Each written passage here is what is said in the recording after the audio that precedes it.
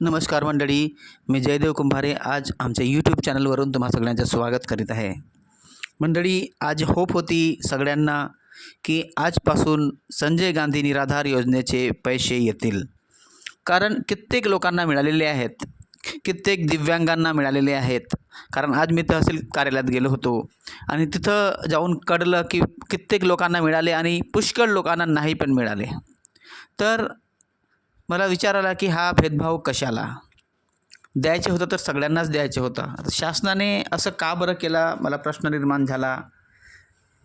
मित्रांनो, शासनाने तर योजना केली होती की लवकरात लवकर पेन्शन वाटप करू आणि पेन्शनला इतका विलंब नाही पाहिजे. तर माझं पण तसंच म्हणणं आहे मित्रांनो की पेन्शन लवकरात लवकर मिळाली पाहिजे.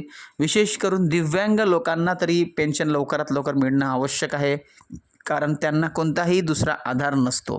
तर मला ऐकून खूप दुःख झालं. मी तेथील तहसीलदारांना पण विचारलो, पण त्यांनी पण काही उत्तर नाही दिलं. त्यांनी म्हटलं की मला काही माहिती नाही, कारण शासन जेव्हा देते तेव्हाच आम्ही रिलीज करतो, त्यांचं असं म्हणणं आहे. तर मला पण प्रश्न पडला मित्रांनो की शासनाने लवकरात लवकर पेन्शन वाटप करायला पाहिजे. कारण मार्च महिना निघून जात आहे उद्या आणि एप्रिल महिना पण येईल. तर माझा प्रश्न असा आहे की एप्रिल आणि मार्चचं पेन्शन काय सोबत देण्याचं प्लॅन आहे का? जर असंही असलं तर लवकरात लवकर द्यायला पाहिजे 1 तारखेच्या दरम्यान, तर जेणेकरून सगळ्या लाभार्थ्यांना त्यांचा लाभ मिळेल. मंडळी, तहसील ऑफिसमधून मला एकच गोष्ट कळली की त्यांचं म्हणणं आहे की लवकरात लवकर KYC करून घ्या. ते प्रत्येक लाभार्थ्यांना सांगत होते की KYC लवकरात लवकर करा आणि जर तुम्हाला जमत नसेल मोबाईलवर तर ऑनलाईन करा कुठून तरी सेतू केंद्रातून.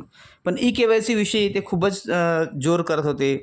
तर मला वाटते शासनाचं म्हणणं असं आहे की सगळ्यांनी लवकरात लवकर KYC करावी, कारण कित्येक लोक असे आहेत की ज्यांनी KYC केलेली नाही आहे.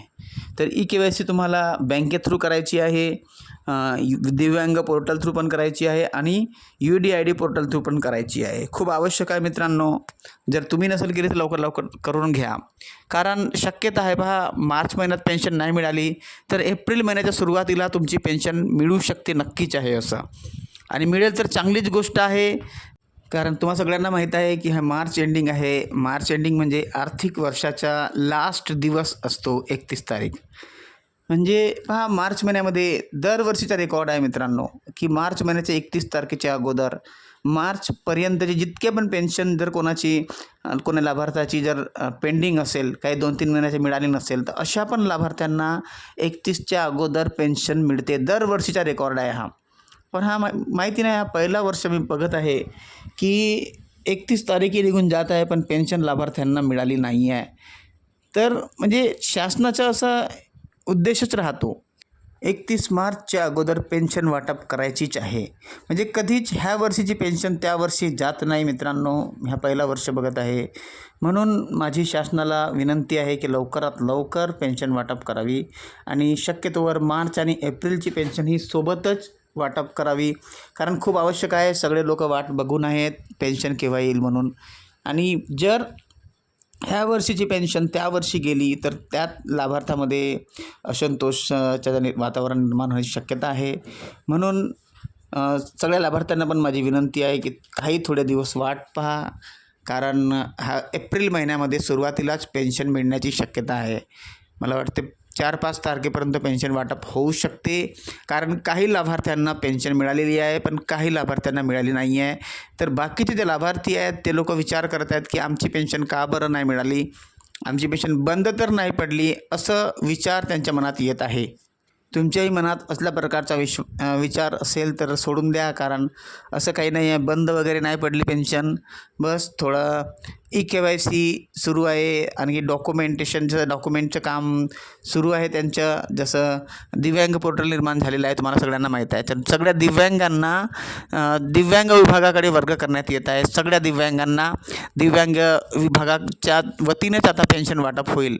म्हणून सगळे डॉक्युमेंट, जितके दिव्यांगांचे डॉक्युमेंट आहेत ते सगळे दिव्यांग विभागाकडे पाठवण्यात येत आहेत. तर होऊ शकते हे कारण असेल की वेगळे लोकांना वेगळं केलं मिळालं म्हणून त्या लोकांची पेन्शन पण काही वेगळ्या प्रकारे देऊ आणि थोडा वेळ लागू शकतो. हे डॉक्युमेंटचं काम सुरू आहे म्हणून थोडा वेळ लागू शकतो, म्हणून थोडा धीर धरा. कारण होऊ शकते की समोरच्या येणाऱ्या महिन्यांपासून प्रत्येक महिन्याच्या सुरुवातीलाच पेन्शन मिळत जाईल असं शासनाचा प्लॅन असेल. म्हणून मित्रांनो, जर तुम्हाला ई-के-वाय-सीसाठी म्हणत आहेत ते लोक, तर लवकर ई-के-वाय-सी करून घ्या. सगळे डॉक्युमेंट तिथं नेऊन द्या. जर तुम्ही दिव्यांगत्वाचा दाखला तिथं दिला नसेल, कारण मला काही लाभार्थी असे पण दिसले तिथं की ज्यांनी अजूनपर्यंत दिव्यांगत्वाचा दाखला पण सबमिट केलेला नाही आहे. काही लाभार्थी असे दिसले ज्यांनी ई-के-वाय-सीच नाही केलेली आहे, त्यांना समजतच नाही ई-के-वाय-सी कशी करायची. तर असे पण काही लाभार्थी आहेत. तर तुम्ही जर नसेल केला ई-के-वाय-सी तर लवकरात लवकर करून घ्या. आधार अपडेट करा. UDID कार्ड अपडेट पण पुष्कळ लोकांनी केलेलं नाही आहे. त्यांना वाटते की काही होत नाही, पण काही लोकांच्या 2024च्याच अपडेट डेट आहे. तर अजूनपर्यंत त्यांनी एवढे वर्ष झाले काही लोकांनी केलं नाही आहे. मला तिथं निदर्शन आले, मला दिसले तिथं. म्हणून त्यांनी तहसील ऑफिसमधून डायरेक्टली त्यांना म्हटलं की तुम्ही अजूनपर्यंत केलं नाही आहे, का बरं नाही केलं, आणि म्हणतात की मला 2-2 वर्षापासून पेन्शन मिळाली नाही आहे. असे पण काही लोक आहेत मित्रांनो. म्हणून जागरूक राहा.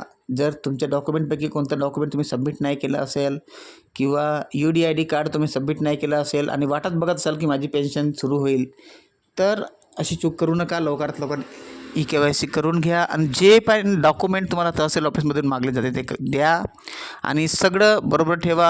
आधार अपडेट करा, UDID कार्ड अपडेट करा, जेणेकरून समोर भविष्यात कोणताही प्रॉब्लेम तुम्हाला यायला नाही पाहिजे मित्रांनो. म्हणून मला वाटते की एप्रिल महिन्याच्या सुरुवातीला तुमची पेन्शन मिळण्याची शक्यता आहे. लवकरात लवकर मार्चमध्ये नाही मिळाली तर एप्रिलमध्ये नक्कीच मिळणार आहे. जास्त लेट होणार नाही आहे. आता हे प्रॉब्लेम तुम्हाला माहीत आहे, इंटरनॅशनल प्रॉब्लेम सुरू आहेत, त्या पण कारणानं होऊ शकते. किंवा जे डॉक्युमेंटेशन जे होत आहे, म्हणजे लोकांचे ई-के-वाय-सी होत आहे, त्यांना दिव्यांग मंत्रालयाकडे वर्ग करण्यात येत आहे. सगळ्यांचे डॉक्युमेंट, सगळ्यांचा डाटा सगळं त्यांच्याकडे वर्ग करण्यात येत आहे दिव्यांग लोकांच्या. म्हणून हे पण कारण राहू शकते मित्रांनो पेन्शन लेट होण्याच्या. पण तुमची पेन्शन कुठे जाणार नाही, लवकरात लवकर येईल असा माझा विश्वास आहे. आणि जर मला कोणती माहिती मिळाली तर मी तुम्हाला नक्कीच सांगेन की एक्झॅक्ट कोणत्या तारखेला पेन्शन मिळेल. पण पेन्शन मिळेल चांगलीच गोष्ट आहे, पण लवकरात लवकर तुम्ही आपला ई-के-वाय-सी नाही केलं तर करून घ्या. आधार अपडेट करा, बँकेत जाऊन ई-के-वाय-सी करायची आहे.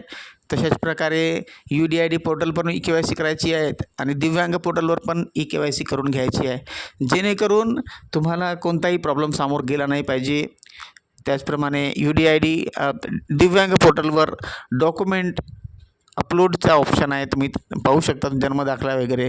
जर वेळ काढून तुम्हाला तो डॉक्युमेंटेशन करायचं आहे, कारण दिव्यांग विभाग सगळी माहिती आपल्याकडे ठेवू इच्छितो. सगळी माहिती त्यांच्याकडे डाटा म्हणून राहील. तर समोर जितक्या पण योजना येतील, तर सरकारच्या प्रत्येक योजनामध्ये तुम्हाला